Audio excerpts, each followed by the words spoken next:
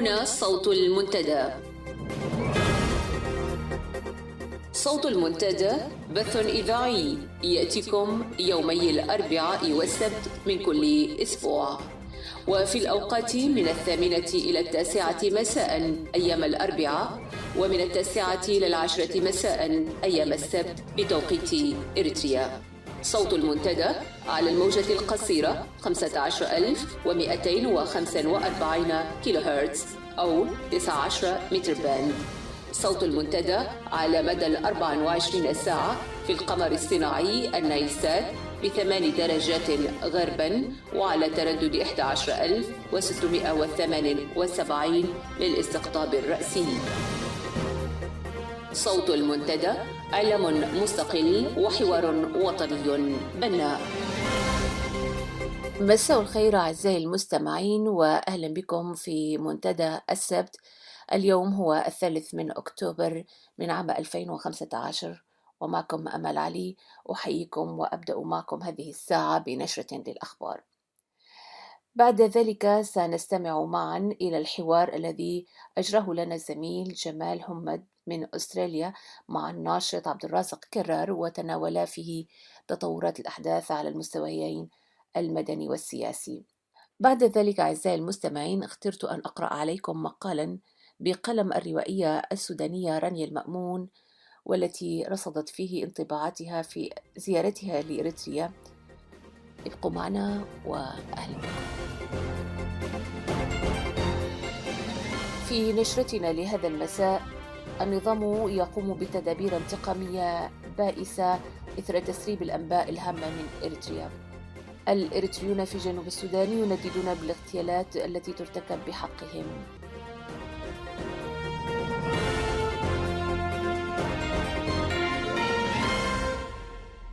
تفاصيل الأخبار. شهدت وزارة الإعلام الإريترية حالة إرباك وأزمة ثقة حادة بين أعضائها، وذلك عقب الشكوك المتصاعدة التي سيطرت على الحكومة من احتمالية انخراط بعض الصحفيين في تسريب الأخبار عبر الإنترنت إلى وسائل إعلام خارجية. وعلى خلفية تهاوي المصداقية وتفشي روح الشكوك والريبة، غدت وزارة الإعلام الإريترية تشدد الرقابة على الأفراد العاملين في كل الأقسام، حيث أصبح كل موظف بالوزارة يوضع تحت المتابعة المكثفة واللصيقة من عناصر الأمن والإدارة، خاصة إذا لوحظ بأنه يستخدم الإنترنت لأكثر من نصف ساعة، على أن تتم إجراءات تحقيق فوري ودقيق مع الموظف من قبل العناصر الأمنية إذا تفاقمت الظنون والشبهات حوله. وبالفعل فقد تم تنفيذ هذه التدابير على الأعضاء المشكوك في ولائهم لوزارة الإعلام، فمصادر إذاعة المنتدى من أسمرة تؤكد أن بعض موظفي وزارة الإعلام يتعرضون في هذه المرحلة إلى تحقيق قاس من أفراد الأمن بحجة احتمال تسريبهم لأخبار هامة من إريتريا لجهة خارجية. إن تفشي ظاهرة تسريب الأنباء الهامة من إريتريا إلى الخارج أصبح يدفع النظام الاستبدادي لاتخاذ إجراءات انتقامية بائسة ضد موظفي وزارة الإعلام. فضلا عن هذا، تقوم وحدات أمن النظام بمداهمات مفاجئة وفي أوقات متعددة على مراكز الإنترنت العامة لتتفحص المواقع التي يستخدمها الناس. قتل في 26 من سبتمبر الماضي عام 2015 3 إريتريون بدولة جنوب السودان في العاصمة جوبا على أيدي مسلحين مجهولين. والجالية الإريترية هناك، والتي يقدر عددها بالمئات، قامت بمسيرة احتجاج منددة بعمليات القتل التي تتم على أفرادها.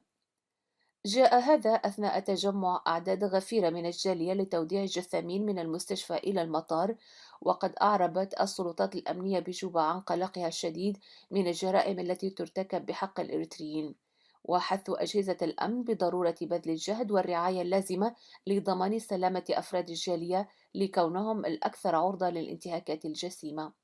وقد ذكر شاهد عيان أن الأفراد الثلاثة الذين قتلوا أثناء ذهابهم إلى البنك لتحويل أموال طائلة كانت بحوزتهم، أن عملية اغتيالهم تمت في وضح النهار في حي سينما بالعاصمة جوبا. هذا ولم تدلي الحكومة في جنوب السودان حتى الآن بأي توضيح عن هذه الجريمة.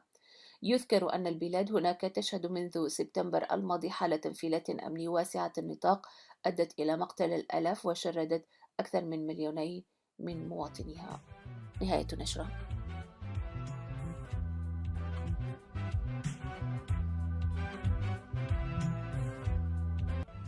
الأزمات المركبة تتلاحق في ساحة الفعل الإريتري المعارض، يترافق ذلك بتطورات متلاحقة إقليميا ودوليا. إذا ذلك تبدو الساحة الإريترية المعارضة في حالة من الجمود والكمون، كأن الأمر لا يعنيها. هذا في الوقت الذي يتحرك فيه النظام إقليميا بشكل مريح نسبيا، مع تأزم في الداخل في الوضع المعيشي للسكان وازدياد اللجوء وتركز السلطة في يد قلة من العصبة. في ظل هكذا أوضاع دائما تتلفت الشعوب لشرائح المثقفين والأكاديميين وقادة الرأي ورجال الدين والواجهات الاجتماعية والمدنية بحثا عن حلول. يسر إذاعة المنتدى أن تتبنى حوار مع عدد من النشطاء في مختلف التخصصات والمجالات بحثا عن إجابات لعدد من هذه المشكلات السياسية والاجتماعية والاقتصادية. في هذه الفقرة يلتقي ميكروفون المنتدى بالأستاذ عبد الرازق كرار، وهو ناشط سياسي وكاتب صحفي شارك في عدد من الورش البحثية التي تهتم بالمشكل الإريتري، كما شارك في ملتقى الحوار الوطني ومؤتمر أواسا 2012. له مساهمات مرصودة في عدد من الملتقيات الإريترية والحوارات العامة، ويقيم في العاصمة الفيدرالية الأسترالية كامبرا. أستاذ عبد الرازق، تحية لك وأرحب بك باسم الملتقى، وأتوجه إليك مباشرة بالسؤال: الوضع الإريتري كما تلاحظ يعني حكما ومعارضة وخريطة سياسية في مأزق شديد الخطورة. لحد طرح السؤال حول الوجود نفسه. السؤال: تتعدد القراءات لهذا الوضع الباحثة أيضا عن حلول. البعض يرجعها لأسس طائفية وتقسيمية كنحن وهم مثلا، والبعض يعول على الدور الإريتري، الدور الإثيوبي عفوا، والبعض الآخر يبحث عن حلول بأشكال مختلفة. كيف تقرأ الأزمة أنت؟ طيب، بسم الله الرحمن الرحيم. في البداية أشكرك أستاذ جمال على هذه المساحة وعلى مساهماتك أيضا منذ وصولك إلى أستراليا مدينة ملبورن. كما أشكر إذاعة المنتدى على أن أتاحت لي هذه الفرصة الواحد يسهم بما يستطيع في الفضاء العام، ولا سيما الواحد انقطع عن المساهمات المسموعة بالذات، مساهمات الكتابية إلى حد ما. الأزمة كما طرحتها هي أزمة يعني ذات أبعاد متعددة، جزء منها يتعلق بالوطن ككل، جزء منها يتعلق بالحكومة والنظام، جزء منها يتعلق بالمعارضة، جزء منها يتعلق بالمجتمع أيضا، لأنه الحكومة والمعارضة ما هي إلا نتاج لمجتمع موجود. كتقييم عام للوضع، إذا بدأنا بالحكومة، يعني أستطيع أن أقول بكل صيغة الحكومة في الفترة الأخيرة رغم الأزمة الطارئة اللي هي أزمة المعارضة الإثيوبية تمحيد وخروجهم، والتي تعبر عن أن هنالك اختراق إثيوبيا واختراق أمني إثيوبي لدرجة أنه يتحاوروا مع المعارضة، رغم ذلك الضعف إلا أن الحكومة تعتبر في أريح، أو النظام يعتبر في أريح أو في أفضل حالاته، على الأقل اقتصاديا ودبلوماسيا أيضا. تعرف أن النظام الإريتري والحكومة الإريترية مرت بعدة مراحل. هي مرحلة اللي هي الدعم الشعبي الكاسح، اللي حصلت عليه نتيجة للتحرير، بغض النظر عن اختلافات الناس. التنظيمات تركت تنظيماتها، تركت مواقعها التنظيمية أيضا والتحقت، وكل يعبر عن رغبته في أن تكون بناء الدولة هي أولوية في هذه المرحلة، إعلاء للوطن على قيم الأيديولوجيا أو الانتماء التنظيمي، إلى أن أتت الحرب الإريترية الإثيوبية، وكانت هذه يعني مرحلة تعتبر مرحلة تراجع كبير جدا في شعبية النظام، نتيجة لخوضه حرب من جهة، نتيجة لخوضه حرب مع دولة شقيقة، نتيجة لعدم توسعة قنواته لتقييم ما جرى، نتيجة للانقسام الذي حصل داخل الجبهة الشعبية، نتيجة لانعدام الأمل وانعدام يعني أي مساحة للشباب وبالتالي بدأت مرحلة الهروب الكبير أو مرحلة الضجر من الوطن والحلول الفردية بالنسبة للأفراد. نعم، هذا لو أضفنا أيضا غياب الحريات حتى ذلك الوقت، يعني بداية الآخرين كانوا طرحوا التعدد والديمقراطية والتعددية السياسية، بينما رفض رأس النظام وجماعته. نعم بالضبط، هذا صحيح. هذا أيضا من الأشياء التي أدت في النهاية إلى اختناق الأفق اللي كان موجود في، أو الأمل اللي موجود في أن إريتريا أن تكون دولة ذات وجود حقيقي، يعني دولة شعبها يتمتع بالحرية والكرامة التي سعى لها 30 عاما نضالا مسلحا وقبلها أيضا كفاحا سياسيا ليحقق هذه القيم. مع الحرب الإثيوبية الإريترية اتضح للناس أن هذا النظام يعني سيودي بهذه الدولة إلى الفشل، من فشل إلى فشل، نتيجة لرغبته الأكيدة والإصرار العجيب على التمسك بالسلطة، وعنه ما كان في صراع كبير على السلطة. حتى لو خاض انتخابات كان يمكن أن يفوز فوزا مريحا، لكن طبيعة النظام، أنا ما عاوز أرجع يعني ممارسة رأس النظام أو رئيس السياسة فرغي مثلا في فترة النضال، لأن هذا موضوع يطول، لكن طبيعته التي لا تحتمل رأيا آخر والتي لا تستطيع أن تتحمل أي انتقاد دفعت بالأوضاع داخل الجبهة الشعبية إلى ما دفعت إليه. بالمقابل المعارضة في تلك الفترة، يعني معارضة كانت يعني محصورة في اللي هي تنظيمات ذات خلفية الجبهة التحرير الإريتريا أو تنظيمات ذات خلفية إسلامية. بعد الحرب الإريترية الإثيوبية حصل توازن وتدفقت أيضا يعني قوة ترقب أو تحمل نفس القيم، تسعى للديمقراطية على تغيير النظام، وانضمت إلى المعارضة، وكانت تلك فرصة ذهبية جدا لإحداث توازن وإحداث معارضة وطنية تشكل كافة أطياف المجتمع، إذا كان دينية أو ثقافية أو أيضا يعني إرثي تاريخي، سواء كان اللي هي مدرستي الجبهة والجبهة الشعبية. نعم. الوضع لم يستمر لا للنظام ولا المعارضة. النظام ازداد تدهورا، لأنه بدأت مسألة الاعتقالات في قيادته، وكما يقال أصبحت الهرة تأكل بنيها، أصبحت الجبهة الشعبية تتناقص، وكل أيضا بدأت الحلول الفردية بهروب الدبلوماسيين، هروب الشباب. الضربة الكبيرة كانت هي هروب الأعداد الكبيرة إلى إثيوبيا، للدولة التي تعتبر عدو للناس، والنظام يعبي الناس بأن إثيوبيا هي عدو، لكن أصبح الشباب وأصبح كل من يجد فرصة يهرب إلى إثيوبيا ومنها إلى أوروبا أو إلى دول المنافذ، إذا كان هجرة شرعية أو هجرة غير شرعية. المعارضة بالمقابل في هذه الفترة أصبحت تزداد نموا، تعول على موضوع حقوق الإنسان. أصبحت الأمم المتحدة تصدر قرارات متتالية، مجلس حقوق الإنسان، قرارات يعني عاطت المعارضة دفعة كبيرة جدا. ساهمت في ذلك أيضا الأوضاع الإقليمية التي خلقها النظام، إذا كان عداء اللي هي العداوات التي دخل مع اثيوبيا، مع السودان، مع اليمن، مع جيبوتي. هذا أيضا خلقت مجال للتنفس للمعارضة، وعاشت المعارضة أفضل فتراتها. للأسف المعارضة لم تستطع أن تستفيد من تلك الفرصة الذهبية التي أتيحت لها على المستويين. لم تستطع أن تقيم معارضة وطنية تحمل هم هذا الوطن وتنقذ هذا الوطن وتعطي الإنسان في الداخل الأمل أن هذا الوطن يمكن أن يكون وطنا يعني بالمعنى التي بحث عنها عواته والجيل الذي بعده والشهداء الذين إلى التحرير. نعم. النظام نستطيع أن نقول إلى حد ما يعني خدمته ظروف، يعني النظام ما استفاد، النظام لا يستفيد كثيرا من دروس الحقيقة، يعني لأن النظام قائم على أفراد محددين، لكن خدمته الظروف لأن يتقلب على هذه الأوضاع.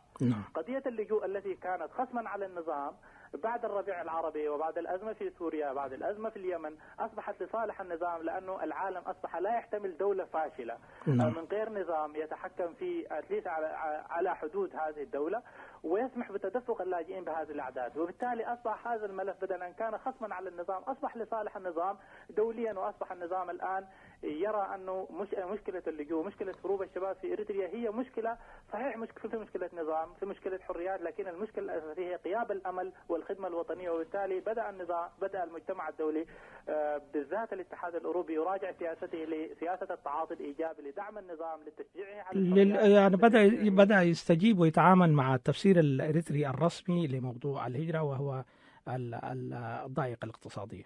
بالضبط، هذا صحيح. وبالتالي أصبح المجتمع الدولي بالذات الاتحاد الأوروبي يسعى لخلق فرص في إريتريا حتى يستطيع أن يجد الشباب منافذ للاستقرار. أيضا المجال الآخر موضوع اللجوء، موضوع الشباب أصبح خصما على المعارضة ولصالح النظام أيضا من نقطة أخرى، لأنه هذه الأعداد الكبيرة يعني هي، تخيل عندما يهاجر شاب يكره وطنه ويقطع هذه المساحات الطويلة، هو هذا الإنسان بطبعه هو بعيد عن النظام وقريب إلى المعارضة، ولكن نعم. المعارضة. نعم عبد الرازق، هذه الصورة للنظام بشكل عام. الآن أدخل إلى القراءات. يعني هذه الأزمة التي تعصف بالحكم والمعارضة بدأت القراءة لها مختلفة داخل المعارضة الإريترية، وكما أشرنا أن هناك قراءات لهذه القراءات، يعني بعضها مثلا يرجع الموضوع كله لأسس طائفية إلى آخره. أرجو أن تحدثنا حول ذلك.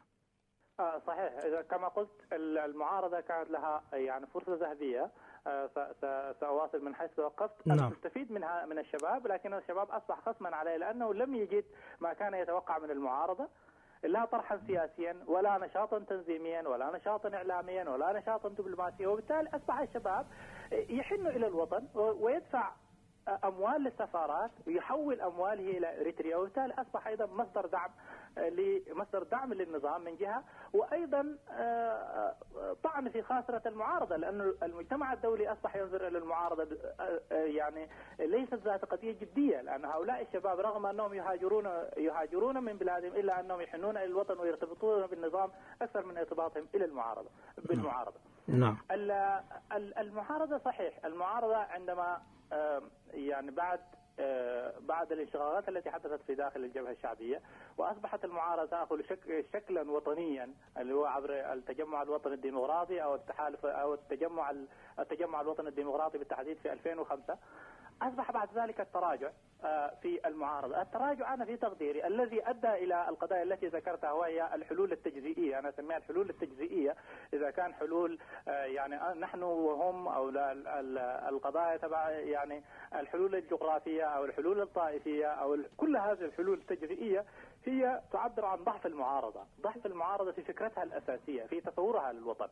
لكن الأزمة الكبيرة في تقديري أنا في المعارضة هي ليست أزمة كادر، هي ليست أزمة أموال، ليست أزمة قضية، هي أزمة رؤية. هذه المعارضة موجودة في الخارج كحقيقة تاريخية، ترغب أن تغير نظام في الداخل.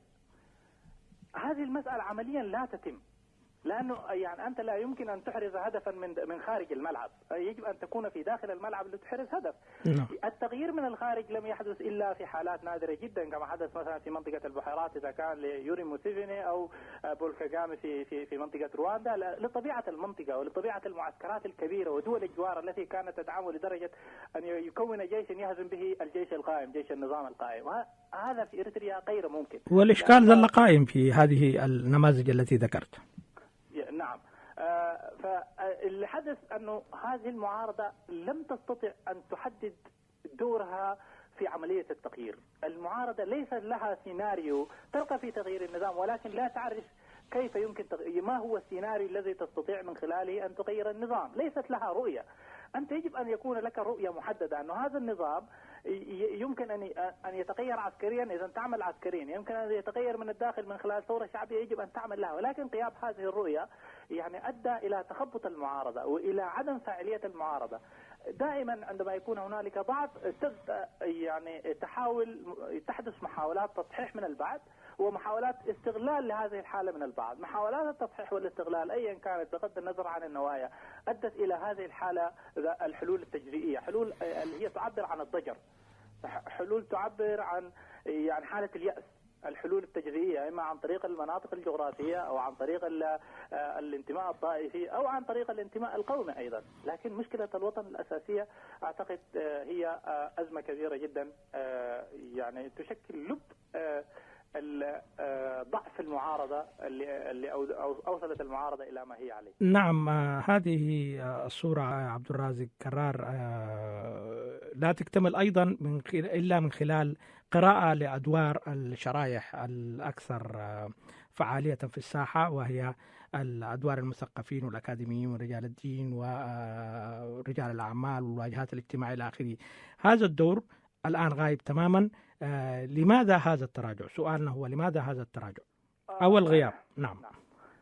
تعرف أنه العمل السياسي يعني هنالك محترفين، وهم عندما إنسان يحترف العمل السياسي هو يعني إنسان سياسي إذا تنظيم سياسي، إما ينتمي إلى تنظيم أو يقود تنظيم سياسي، هذا إنسان محترف. هنالك إنسان هو يعني يلعب دور ذات تأثير اللي هو تعرف بالإنتليجنسية.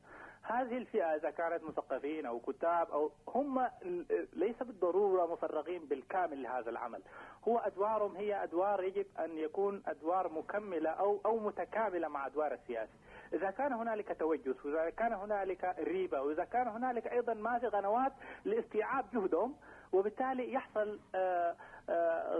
يحصل اللي هو قلة في إنتاجهم، قلة في عطائهم، وأيضا عطائهم ما يكون ذات جدوى، لأنه في زي ما تقول في مساحة أو جاب بين هذه الشرائح وبين العمل السياسي. العمل السياسي ما أصبح جاذب، مع أنه هو ما عمل سياسي تنافس حول السلطة الآن، هي قد يتبغى وطن يكون أو لا يكون، إلا أنه النشاط السياسي الموجود لم يستطع أن يخلق قنوات للاستفادة من خبرات المثقفين أو الكتاب أو العلماء أو رجال الدين. كل هذه أدوارهم أصبحت غير ذات فاعلية كبيرة جدا في المنتوج النهائي لأداء المعارضة، لأنه هم بالكامل هي كلها معارضة، لكن في تنظيمات سياسية يجب أن تقود العملية. نعم، لكن عبد الرازق يعني في التجارب الأخرى للشعوب إنه هذه الشرائح بتقدم مساهماتها من خارج العمل السياسي، ليس بالضرورة أن تكون جزء من العملية السياسية مؤطرة يعني ضمن العملية السياسية، ولكن تقدم مساهماتها من خارج هذه التنظيمات السياسية من أجل إنقاذ المجتمع الذي ينهار. فما رأيك؟ أعتقد هذا يعني هذا هو الصحيح، وهذا الذي يجب أن يكون. هو صحيح ما كان حتى الآن. تعرف أنه تاريخ يعني إحنا التاريخ الإريتري بشكل أو آخر مؤثر على مستقبل على طريقة تفكير المجتمع الإريتري بالكامل. تعرف في خلال فترة الثورة كل هذه الكيانات كانت بشكل أو آخر هي داعمة للثورة، أو هي أجنحة مؤيدة، إذا كانت انتماء تنظيميا أو إذا كانت العطاء تبعها كان هو دعم للتنظيمات العسكرية أو لجبهة التحرير أو الجبهة الشعبية. كل كان عنده اللي هو احتياطي من هذه القوى. هذا نمط التفكير هذا يعني مؤثر في الناس، لكن اعتقد الان اللي يعني درجه الضعف اللي موجوده فيها التنظيمات السياسيه بالتاكيد لن تستطيع ان تخلق قنوات لاستيعاب منتوج هذه القوى الأخرى اللي هي فعلا قوى فاعلة، لأنه في مجتمعات أخرى فاعلة. الناس في دول الميجر تساهم في دول الميجر في نشاطات أخرى، وفي نشاطات إذا كانت نشاطات تطوعية أو نشاطات تجارية أو نشاطات أكاديمية، الناس عندها منتوج وعندها المقدرة.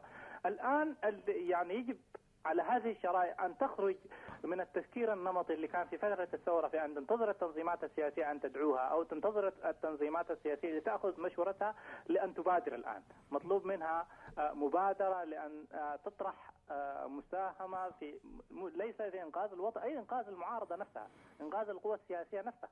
نعم، مستمعينا الكرام، لازلنا مع هذا الحوار القصير مع الأستاذ عبد الرازق كرار حول عدد من القضايا التي تهم الوطن والمواطنين.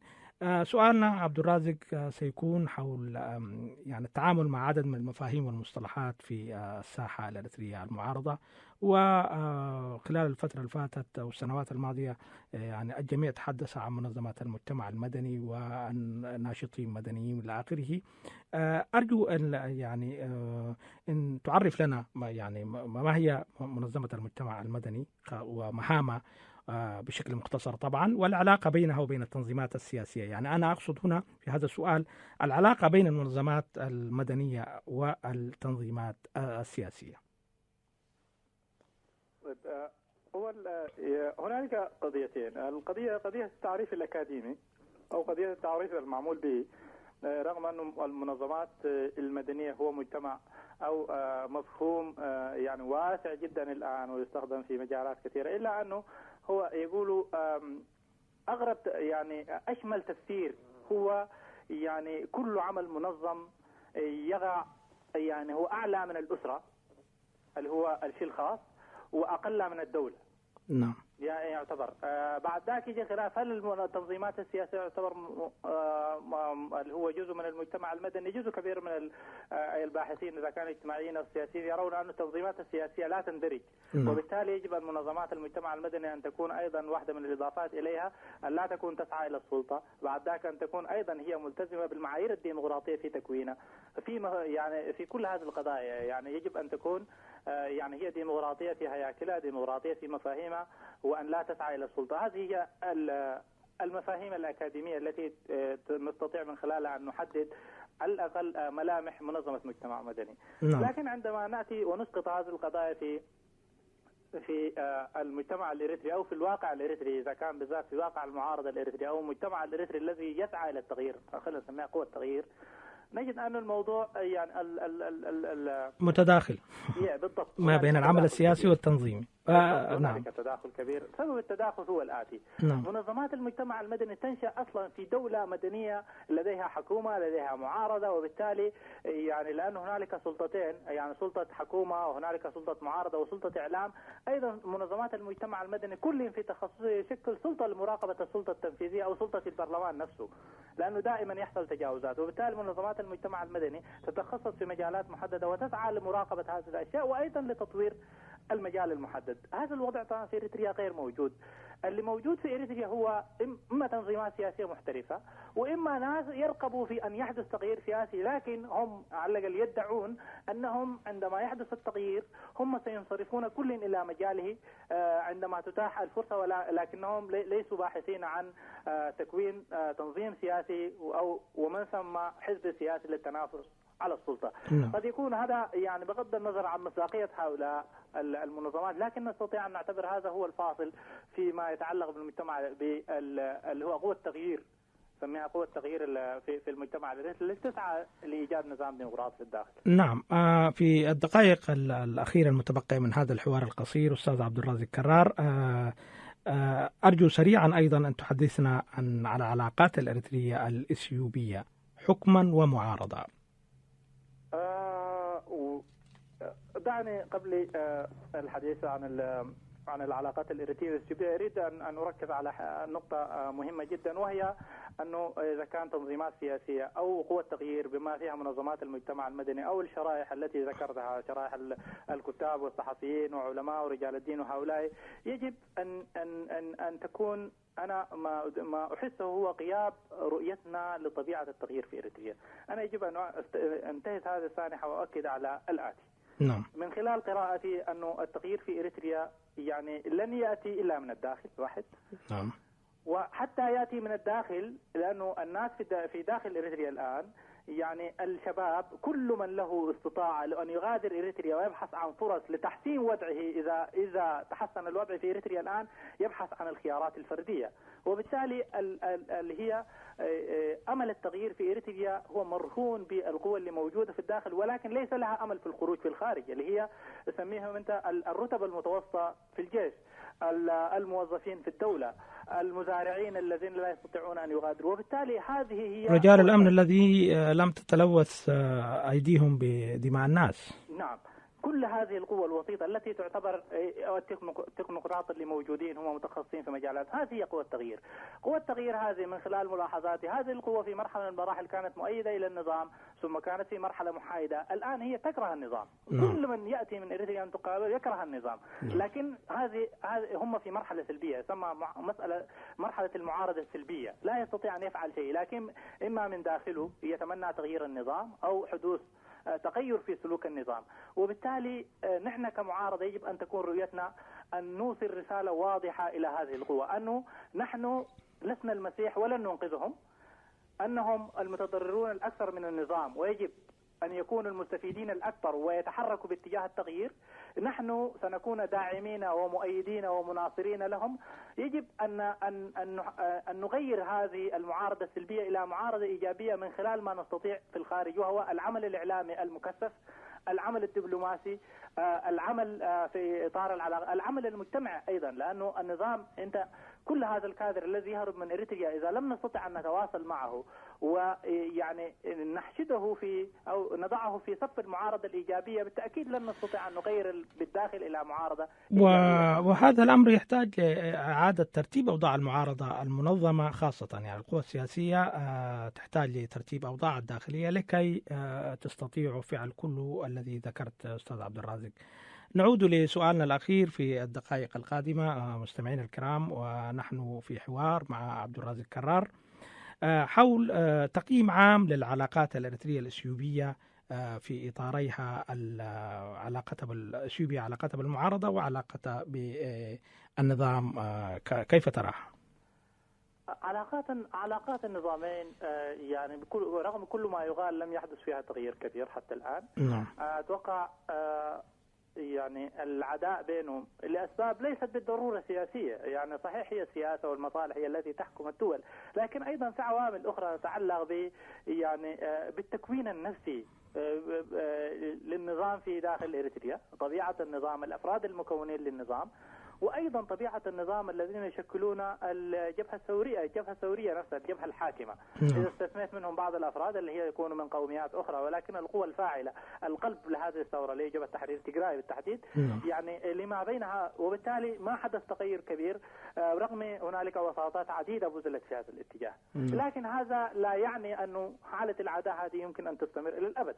أنا أعتقد أنه حالة اللا حرب واللا سلم هذه ستستمر بين النظامين، لأنها تخدم النظام الإثيوبي، يحس أنه هو في وضع مريح جدا، يستطيع يدرك أن النظام الإريتري من الضعف بحيث لا يستطيع أن يفعل أي شيء، هو يخترق يضرب في داخل إريتريا، هو أصلا محتل جزء كبير جدا من الحدود، يعني موجود فيها، يعني حتى الآن لم ينسحب منها رغم ترسيم الحدود.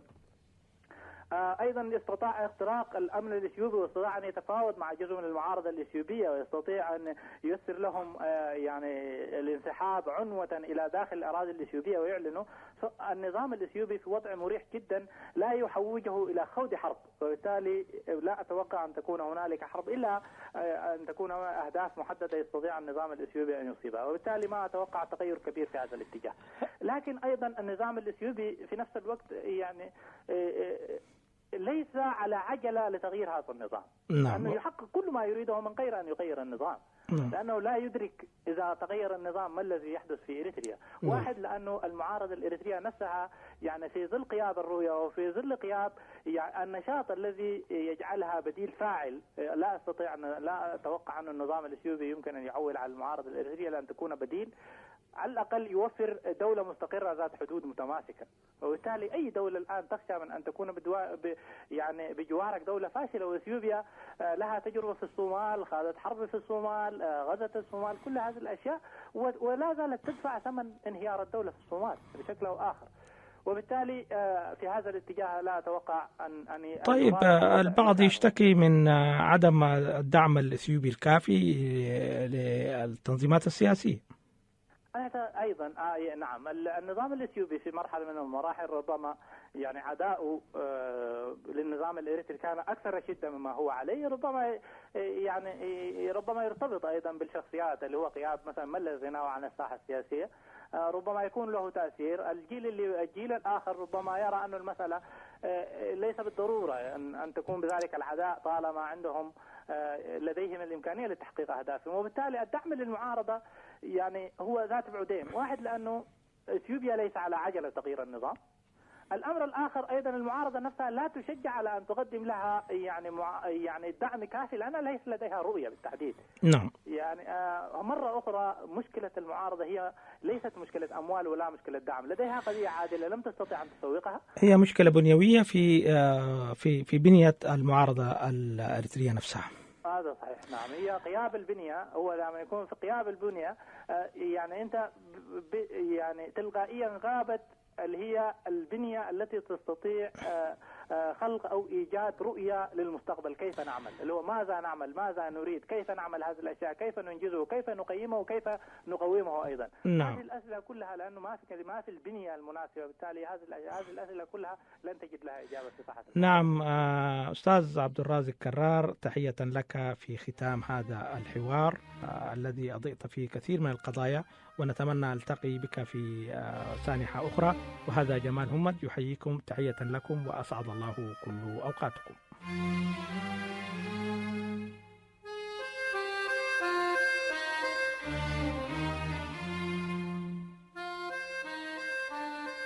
أعزائي المستمعين، وفيما يلي سأقرأ عليكم المقال الذي كتبته الروائية السودانية رانيا المأمون، والتي سجلت فيه انطباعاتها عن إريتريا أثناء زيارتها، والتي قامت برحلة طويلة من كسلا إلى أسمرة.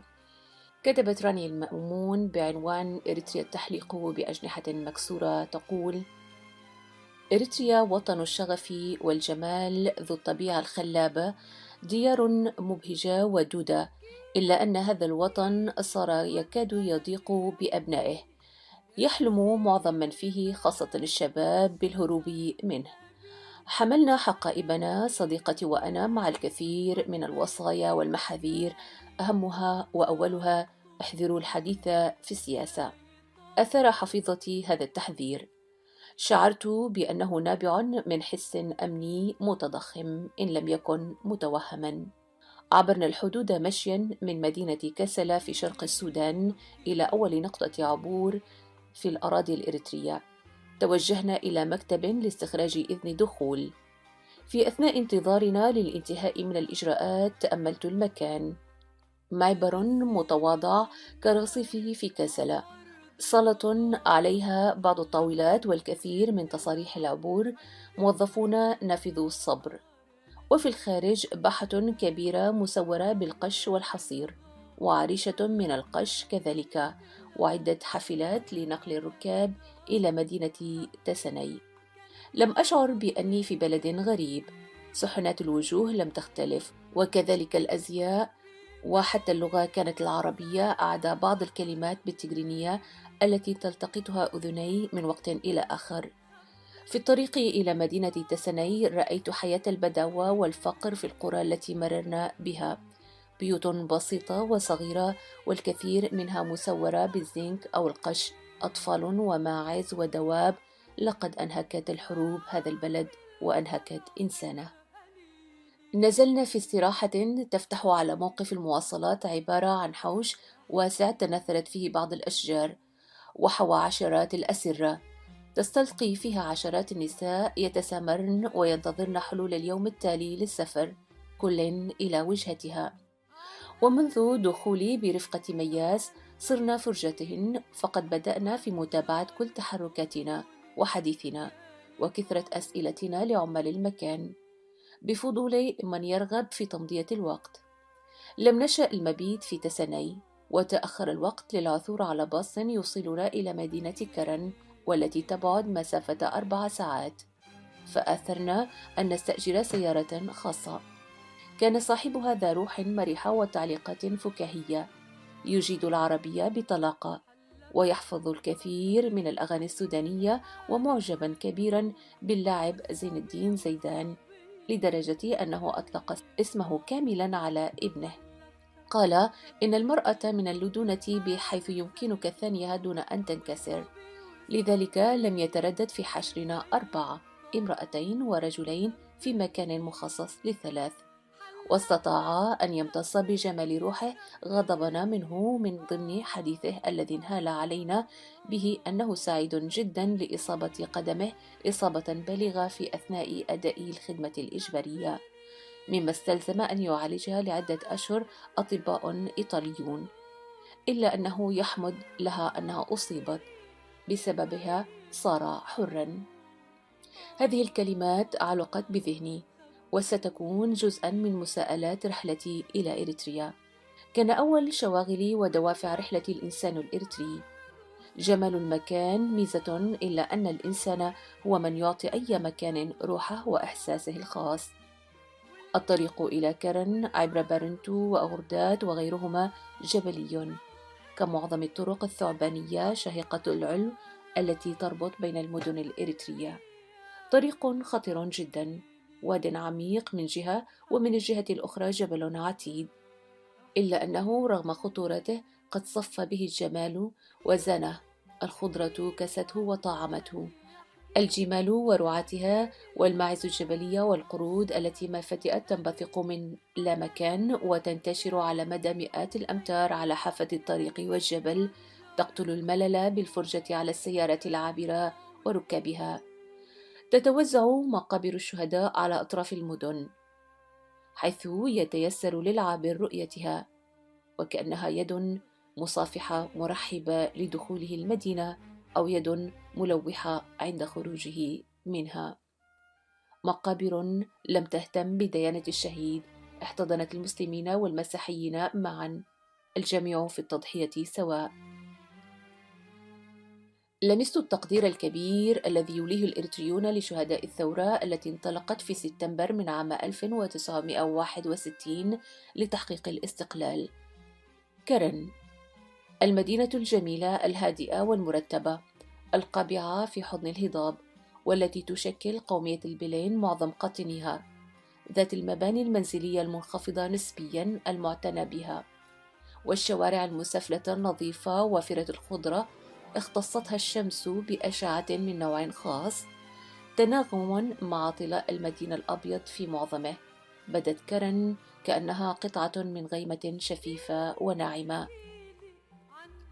كان علينا كي نحجز غرفا في الفندق أن نذهب إلى قسم الشرطة ونسجل أنفسنا هناك أولا. استغربنا جدا هذا الإجراء، لكن لابد مما ليس منه بد، وفكرنا هذه من تمظهرات الدولة البوليسية. توجهنا في الصباح إلى المنفار، موقف المواصلات، حيث الباصات المتوجهة إلى أسمرة وغيرها من المدن الإريترية. في باحة واسعة تتراص على جانبيها الدكاكين لبيع المأكولات الخفيفة والماء والمياه الغازية، وجدنا الريغا أو الصف لنحجز دورا لكل منا من أجل الصعود إلى الباص الحكومي منخفض التكلفة. كان الصف عبارة عن حجارة وقناني مياه فارغة وقناني مياه غازية وأحذية قديمة وحقائب وعلب سجائر وأكياس بلاستيكية عليها حجارة. أي شيء متيسر تجده تحتك يمكنك وضعه بدلا عنك. يطول الصف، يستقيم حينا وحينا يتعرج، لكن رغم هذه الفوضى فكل واحد يحفظ دوره، ولا أعرف كيف يتذكر أحدهم ما وضعه ضمن جملة هذه الأشياء المتشابهة. قد تجد 3 قناني مياه غازية باللون نفسه بعضها وراء بعض، من الأول ومن التالي؟ لكن المشكلة لم تكن في الصف، إنما في ذلك الرجل الغريب أو حاكم المنفار كما أطلقنا عليه، يصف الناس بمشيئته ويسفرهم كذلك، فهو يصرخ في الكل، ينادي على من يريد ويختار منهم، ثم يجعلهم يصعدون إلى الباص ويملأ بهم الباص أو الحافلة، ثم يغير رأيه فينزلهم جميعا ويصفهم من جديد، لكنه فجأة يعلن أنه لن يصعد أحد، مكررا هذا الفعل أكثر من مرة. كان يتحكم فعليا في الجميع، ينقلهم من مكان إلى آخر، والمسافرون يتبعونه ويحدثهم، بل يصرخ فيهم ويحدثونه، ونحن لا نفهم ما الذي يقولونه أو ما الذي يجري. كان يحمل قلما يعلم به على أيديهم ويأمرهم أن يبقوا في مكان معين. هذا الرجل قصير القامة، أشعث الشعر، حاد الملامح، قلق الحركة، ذو الخطوات السريعة والمبعثرة، ظل يتصرف بتسلط مبالغ فيه، وكأنه يعكس قهره عليهم. كنا بين ذهاب ومجيء، مجيء وذهاب داخل الموقف، تحت شمس حارة وظل شحيح ووقت يضيع منا. بقينا قرابة 2 ساعات نستدعي أملا منعدما، لكن دون جدوى. في النهاية لعنا الباصات الحكومية والموظف المجنون، وقررنا أن نستأجر عربة خاصة تقلنا إلى أسمرة. أسمرة مدينة ساحرة جميلة جمالا أخاذا، تنهض على ارتفاع 2300 قدم فوق سطح البحر، تتفرد بطرازها المعماري الأوروبي ببصمته الإيطالية ومزاجها الإفريقي وملامحها الإريترية السمحة، ترفل في زي أوروبي وآخر شعبي تقليدي ينتصر للأبيض. ليس من اليسير ألا يقع المرء في حب أسمرة. هذه المدينة ذات الصباحات الندية المشبعة برائحة البن وحنان الأمهات الطيبات، مدينة الآذان والأجراس، المساجد والكنائس، الصمود والتحديات، الصبر والقهر، الفقر والغنى. أسمر الشاهدة الكتوم على قصص الحب المباركة للعشاق والغامزة بدلال وسط الوجوه السمر.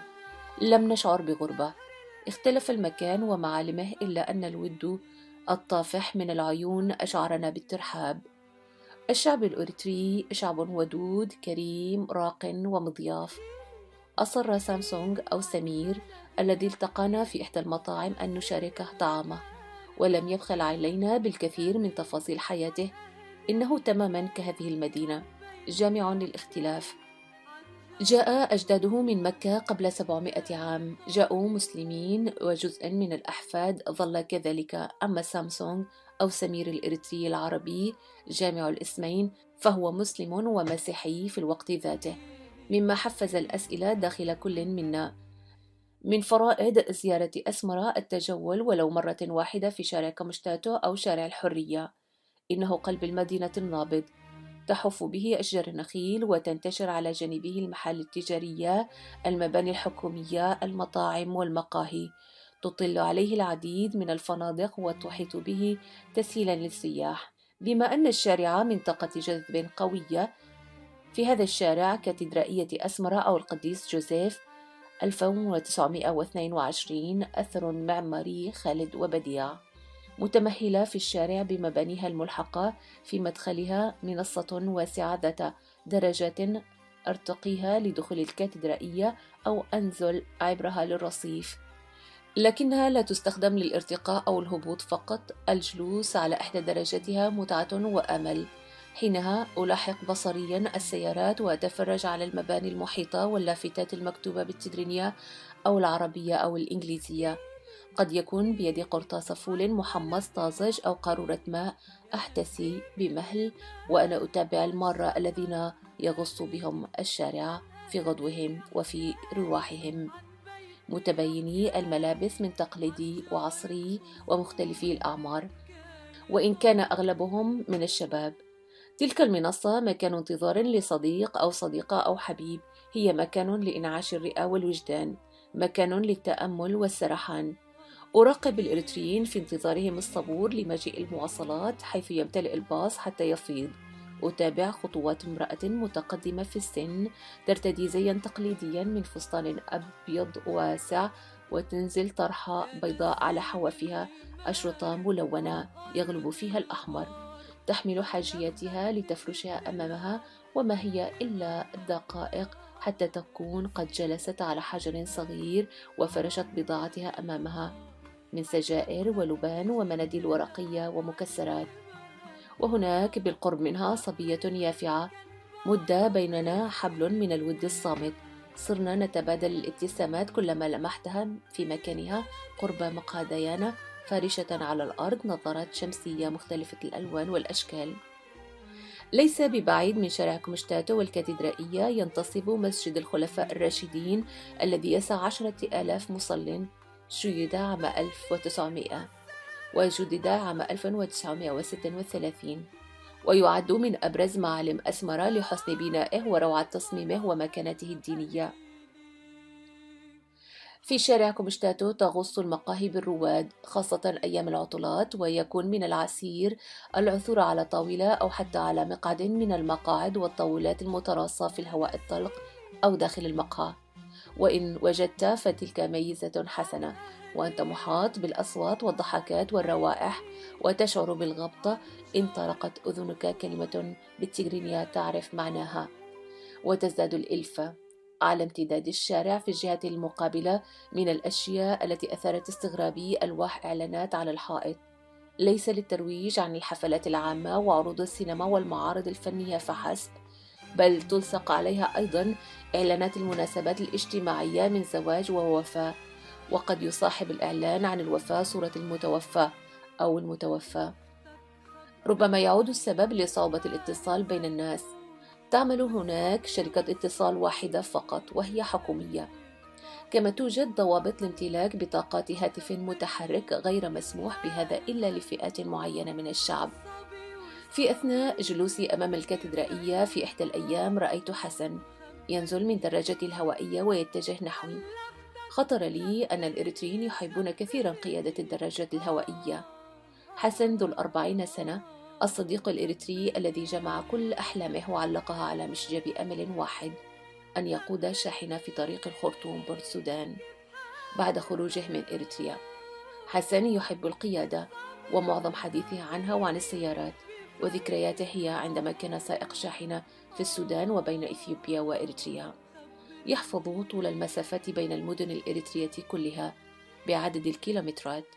ينتظر اليوم الذي يتمكن فيه من مغادرة البلاد والوصول إلى الخرطوم دون أن يقع تحت أيدي عصابات تجار البشر.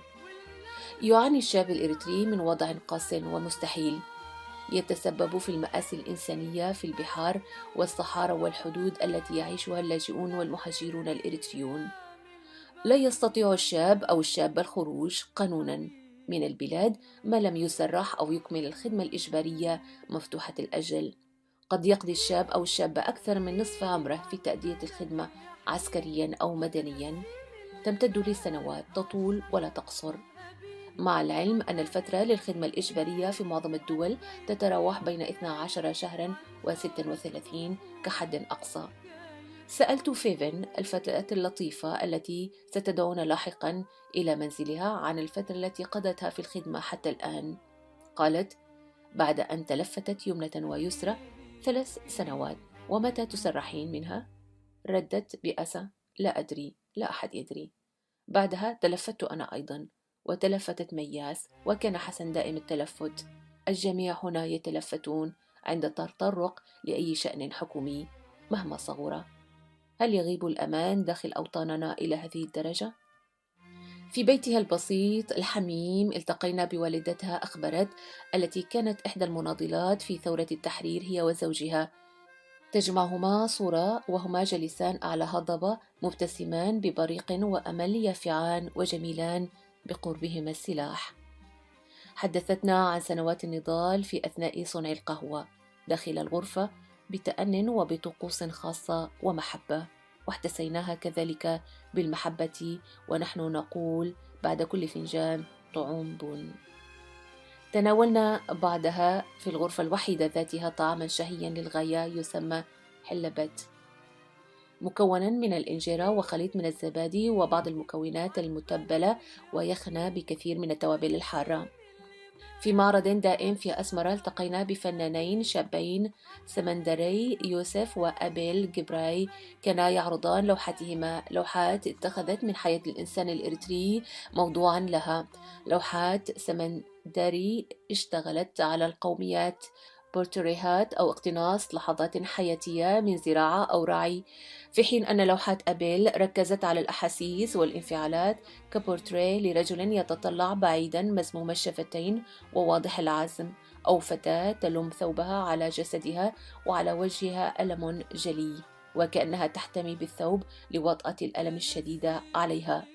رغم جمالية اللوحة، إلا أن أكثر ما أثر في نفسي تلك اللوحة التي تظهر جسدين متعانقين، جسدين حبيبين صديقين أخوين أختين أو وهي تحضن ابنها إثر عودته ونجاته من الغرق أو الخطف أو الموت. أعطى أبيل تلك اللوحة اسم ريونيون، وقال أننا نعاني من الشتات والفراق بفعل الهروب المستمر، لذا رسمت هذه اللوحة. صاغ أبيل أشواق الإريتريين وأحلامهم بلقاء الغائبين، هؤلاء الذين يذهبون بعيدا وفرص نجاتهم لا تذكر أمام حتمية هلاكهم، إلا أنهم رغم ذلك يذهبون. يهرب الشباب الإريتري إلى الموت من شيء أقصى منه، حياة بائسة. دخلت 3 نساء 2 تجاوزتا 50 من العمر ترتديان زيا تقليديا من فستان أبيض وطرحة كبيرة بيضاء كذلك، والثالثة صبية في 20 ترتدي بنطالا أسود وبلوزة زرقاء. دخلنا ذاك النادي الليلي باستيحاء وبخطوات مترددة. إحدى المرأتين تغطي جزءا من وجهها بطرحتها، والثانية تحمل صورة شاب في بداية العشرينات، تحت الصورة عبارات بالتيغرينية، والصبية تحمل كيسا مفتوحا ترقد في داخله بعض النقفات. بعد دخولهن ببرهة توقفت الموسيقى وقيل كلام عبر مكبر الصوت، ثم جاءت النادلة لتساعدهن في الحديث مع الناس حول الطاولات. رغم أن الحدث لا يحتاج إلى حديث، كانت وجوه النساء فائضة بالحزن والمسكنة والحياء، ونظراتهن حيرة. كن يتحركن ثلاثتهن ببطء وصمت من طاولة إلى أخرى لجمع التبرعات، يحملن صورة ابن إحداهن وشقيق الفتاة المختطف. طلب خاطفوه فدية تعجز الأسرة والأهل والقرية أجمعها عن دفعها الآلاف من الدولارات. لم أجرؤ على النظر في عين الأم عندما وصلنا طاولاتنا. من يجرؤ على النظر في عين أم مكلومة؟ شعرت بالخجل وبالعجز التام. دهمني الحزن وارتعشت من الألم وأنا أشعر بشفرة متحمسة تجرح قلبي، ويد حاقدة تحشو شطة في تلك الجروح ثم تبتسم. من حرقتي رغبت في البكاء، وهذا ما فعله حسن في مصوع بعد مشاهدتنا لفيلم وثائقي عن مأساة اللاجئين الإريتريين. فهم إن نجحوا في عبور الحدود الإريترية تنتظرهم العصابات للخطف، أو يتم ترحيلهم، ومن ثم تطلب الفدية أو البيع أو سرقة الأعضاء، ويتركون لينزفوا حتى الموت في صحراء، أو تطلق عليهم النار، أو تبتلاهم الحيتان في البحار. قال حسن في أثناء بكائه إنه لا يريد أن تسرق كليتيه أو أن يموت بهذه الطريقة، لكنه رغم ذلك يريد ويرغب في الهروب. في أثناء تجوالنا في مصوع شعرت بأنني أتجول في كتاب تاريخ بين تلك الصفحات الصفراء. ترك الزمن أثار مشيه هناك في المباني وفي البيوت، خاصة في مصوع القديمة وفي الطرقات، وكذلك فعلت الحرب. تبدت أثار ذلك في مشاهداتي وإحساسي بالمدينة ومعرفتي الضئيلة بها، رغم أنها ظلت في ذاكرتي منذ الدراسة بأنها المدينة التي فتحت ذراعيها للإسلام والمهاجرين بدينهم طالبين أمنها. في مصوع القديمة مسجد الصحابة، مسجد صغير مطلي بالأبيض ذو نوافذ وبوابة خشبية صغيرة، جزء من فنائه مسور بالزنك، ويتكون من مبنيين تعلو إحداهما المئذنة وبينهما باحة. ظننت في بدء الأمر المسجد الذي شيد إثر هجرة بعض الصحابة إلى مصوع، لكنني لست متيقنة الآن. فيها كذلك بيوت من الحجر متداعية بأبواب خشبية متهالكة أو زنك صدئ. خلت عند رؤيتها أنها بيوت مهجورة، لكنني رأيت طفلا عمره حوالي 3 سنوات يقف على إحدى أبوابها. أما من الجانب الآخر للمدينة مع مدخلها حديث الطراز، فتقف بشموخ على قاعدة رخامية داكنة 3 دبابات انتزع الثوار منها أول دبابة تم الاستيلاء عليها في أغسطس عام 1978 في منطقة عدي مزمات جنوب أسمرة. في الطريق إلى مصوع تتمظهر قدرة الإرادة البشرية في تطويع الطبيعة. طريق يشق الجبال ويتموج خلاله كزخرف على حواف ثوب عروس متمهلة الخطو. طريق يجعلك تقترب من السماء وتحوم داخل السحب خالعا عنك همك، غائصا في متعة المشاهدة. مشاهدة الجبال والأشجار والقرى المتناثرة من ذلك العول إلى سقوفها. حياة بكر متماهية مع الطبيعة، منسجمة ومتعايشة.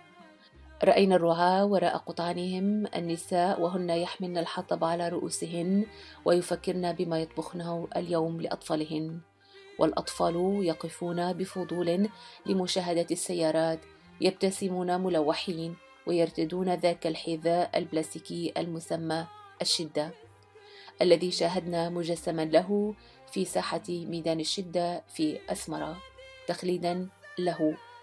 كون الثوار كانوا يرتدونه في سنوات الثورة من 61 إلى 91. جمال الطريق وخضرته فتح شهية الحلم في داخلنا. تبع كل منا أحلامه دون خشية المطر الهاطل أو الضباب الذي غلف الرؤية وضاعف خطورة الطريق بانحناءاته الكثيرة الضيقة وبمجال رؤية أقل من متر. إلا أن السيارة استمرت في سيرها ومخاطراتها ودون أن نعبأ باحتمالية الموت الوشيك استمر كل منا في أحلامه وأمانيه وذكرياته، وانسياب أحاسيسه وتفكيره في من يحب، وفي القلب قبع حزن دفين على إنسان بلاد اسمها إريتريا. بدأ رحلته إليها بفضول واهتمام، وأنهاها بحب. إن القلب الذي ذهب ليس هو ذاته الذي عاد. بقلم الروائية السودانية رانيا المأمون. صوت المنتدى. وبهذا أعزائي المستمعين نأتي إلى ختام ساعة هذا المساء. لكم تحية أسرة المنتدى: محمد علي موسى، صلاح الزين، جمال حمد، ومعكم دائما في منتدى السبت أمل علي. أحييكم وأتمنى لكم أسبوعا هادئا وطيبا.